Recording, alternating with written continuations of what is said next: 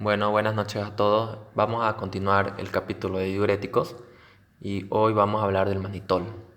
El manitol, ¿sí? El manitol es un diurético osmótico, ¿ya? Un diurético osmótico. Es el más potente de los diuréticos, ¿ya? Entonces el manitol lo usamos en situaciones más frecuentes como la hipertensión intracraneal asociada a edema, ¿ya? En esa situación lo usamos el manitol con mayor frecuencia. Bien, entonces, ¿qué quiere decir hipertensión intracraneal? Es un síndrome caracterizado que contiene, ¿no? que tiene un conjunto de signos y síntomas, ¿ya? Producidos por un incremento en el volumen del contenido intracraneano. Eso quiere decir hipertensión intracraneal, ¿ya? Quiere decir que hay un aumento del volumen a nivel del encéfalo, ¿ya? Y este aumento de volumen por una causa, que vamos a ver las causas de hipertensión intracraneana, permite aumentar la presión dentro de la bóveda craneana, ¿ya? Porque la bóveda craneana es una estructura que no es expansible, no es expansible. Quiere decir que cualquier causa como una hemorragia, un hematoma, un tumor, ¿no? Etcétera, una hidrocefalia, va a producirnos un aumento de la tensión a nivel del encéfalo, dentro de la bóveda craneana, ¿no? Y esto va a aumentarnos la presión intracraneana. ¿Y qué quiere decir la presión intracraneana? Es una presión medida en el interior de la cavidad craneal, que es el resultado de la interacción entre continente, que es la bóveda craneana, y el contenido, que es el cerebro, el líquido cefalorraquídeo y lo que es la sangre, ¿sí? Entonces, eso es la definición de presión intracraneana, ¿sí? La presión intracraneana entonces valora, ¿no? Valora la diferencia entre la bóveda craneana y el contenido, que es el encéfalo, la sangre, el líquido cefalorraquídeo. Entonces, a cualquier causa que aumente la presión intracraneana, como las que mencioné, esto va a aumentar la tensión dentro de la bóveda craneana, va a aumentar la tensión. Y esto va a aumentarnos la presión intracraneal, ¿ya? Bien. Entonces, eso es la definición de presión intracraneana, que la denominamos como PIC, P-I-C. Entonces, el día de hoy vamos a hablar de hipertensión intracraneal. El manitol lo usamos en esta patología con mayor frecuencia, ¿ya?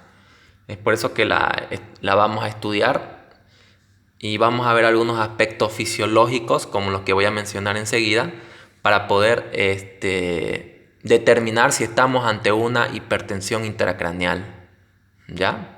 Solamente obteniendo resultados que lo podemos obtener fácilmente, sin necesitar muchos equipos sofisticados, ¿sí? Entonces vamos a empezar hablando de los valores importantes que vamos a usar para determinar si estamos aún ante una hipertensión intracraneal. Entonces los valores importantes que tenemos es la PIC, presión intracraneal, PIC, presión intracraneal.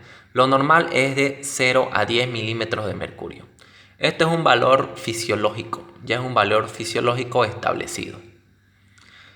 La PAM, presión arterial media. Lo normal es de 70 a 105 milímetros de mercurio.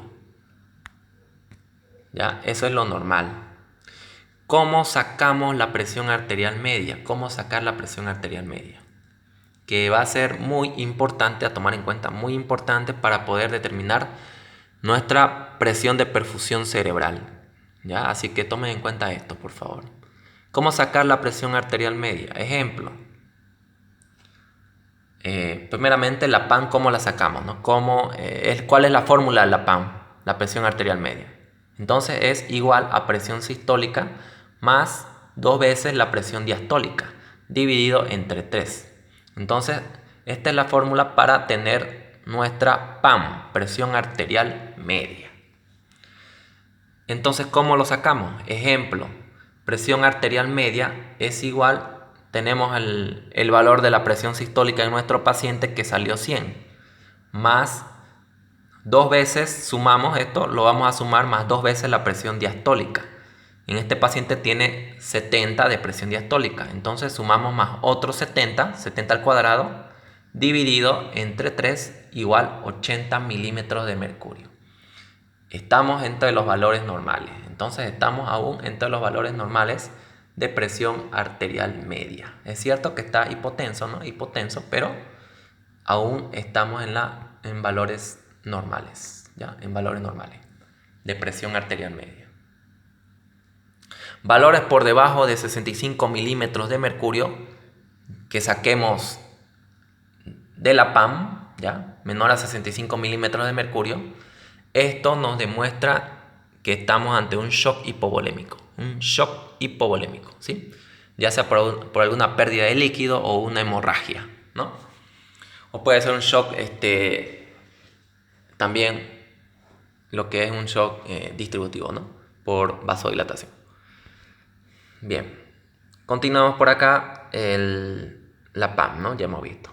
El flujo sanguíneo cerebral, FSC, es de 50 a 65 ml por cada 100 miligramos de tejido neuronal cada minuto. O sea, quiere decir que esta cantidad llega a 100 miligramos de tejido neuronal cada minuto, ¿no? Ese es el flujo sanguíneo cerebral. Tenemos la presión de perfusión cerebral, PPC, y esto es muy importante junto con la PAM. Esto es muy importante. Y la PICMA, ¿no? Presión de perfusión cerebral. Entonces, ¿qué es la presión de perfusión cerebral? Es la vía que mantiene el flujo sanguíneo cerebral. O sea, cuando sacamos la fórmula de presión de perfusión cerebral, nos va a dar un dato, si estamos dentro de los valores normales, nos va a dar un dato que hay buena irrigación a nivel del tejido neuronal, ¿ya? Si estamos con presión de perfusión cerebral con valores normales de 60 a 100 milímetros de mercurio, entre 60 a 100, quiere decir que nuestro tejido neuronal está recibiendo el aporte sanguíneo necesario para poder hacer sus funciones, ¿sí? Entonces, ¿cómo sacamos la presión de perfusión cerebral? ¿Cómo sacar? Usamos la PAM, presión arterial media, menos la PIC, presión intracraneal. ¿Cuánto era la PIC? 10 milímetros de mercurio. Igual nos tiene que salir estos dos datos, nos tiene que salir la presión de perfusión cerebral. Valor normal de 60 a 100 milímetros de mercurio. Entonces, un ejemplo. Tenemos la PAM de nuestro paciente, salió 80, ¿no? ¿Recuerdan esto? Tenemos presión sistólica de 100 más 70 diastólica al cuadrado, dividido entre 3, nos salió 80. Entonces tenemos el valor de 80, la PAM, menos la PIC de 10, ¿no? La PIC, que el valor normal es de 0 a 10, de la PIC. Esto igual nos sale 70 milímetros de mercurio. Vamos entonces a constatar, estamos dentro de los valores normales. Quiere decir que nuestro cerebro está recibiendo el flujo sanguíneo suficiente para realizar funciones nerviosas, ¿ya? Porque valores normales, si tomando en cuenta otros datos, ya, y nos sale menor a 60 milímetros de mercurio, quiere decir que nuestro cerebro ya está entrando en un proceso de isquemia. Y esto nos va a llevar a un edema cerebral. Un edema cerebral, y el edema cerebral es acumulación de líquido en el cerebro, ¿no? Un edema cerebral, acumulación de líquido en el cerebro, que nos va a producir un aumento de la presión intracraneal. Y este aumento de la presión intracraneal nos puede llevar a una hipertensión intracraneal, ¿ya? Así que los edemas cerebrales nos llevan a hipertensión intracraneal, ¿sí? Bien. Entonces, eso es lo que tenemos, ¿no? Con esos datos podemos sacar la presión de perfusión cerebral y podemos decir, con el dato que tengamos, si nuestro cerebro está recibiendo un buen aporte de sangre o si estamos ante un déficit de la irrigación sanguínea en el cerebro, que nos puede producir una isquemia menor a 60, ¿no?